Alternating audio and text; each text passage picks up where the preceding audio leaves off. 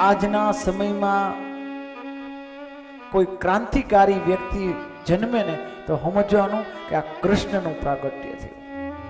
ક્રાંતિ થવી જોઈએ.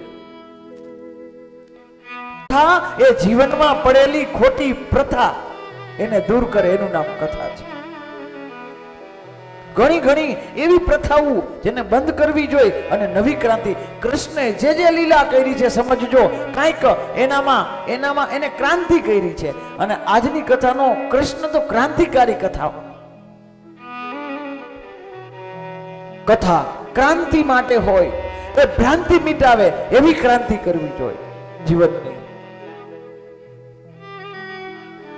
સમાજમાં અનેકો કુપ્રથાઓ પડી ગઈ છે જે હતી નહીં, વચમાંથી આવેલી છે.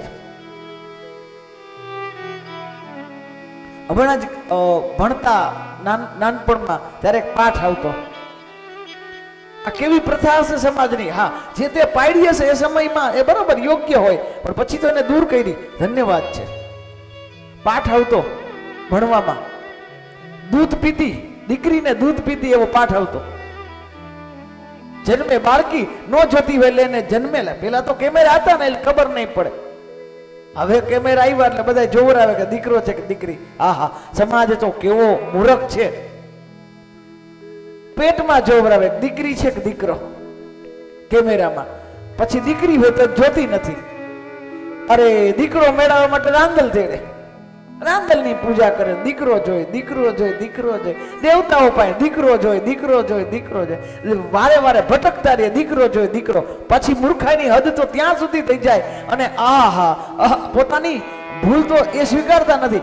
દીકરો આવે ખરી, પેલા પેટમાં હોય દીકરી તો મારી નાખે, અને દીકરો આવે ખરી, અને દીકરો આવ્યા પછી એ માનતા કેટલી કરે.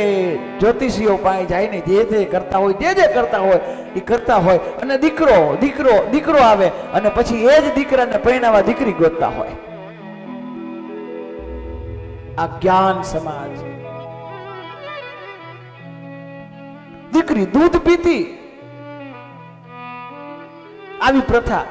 ધન્ય છે એ સમાજને કે જેવી પ્રથાઓ દૂર કરી હશે. એ ક્રાંતિકારી વિચાર જેને આવ્યો હશે કે આ પ્રથા બંધ થવી જોઈએ. કથા એ પ્રથાને બંધ કરે. કુપ્રથા પડી ગઈ હોય, કથા એ જીવનની વ્યથાને મટાવે, ખોટી પ્રથાને દૂર કરવી. દરેક કથામાં એક પ્રથા જો પડી ગઈ હોય એને દૂર કરવાનું નામ કથાને કરવું જોઈએ.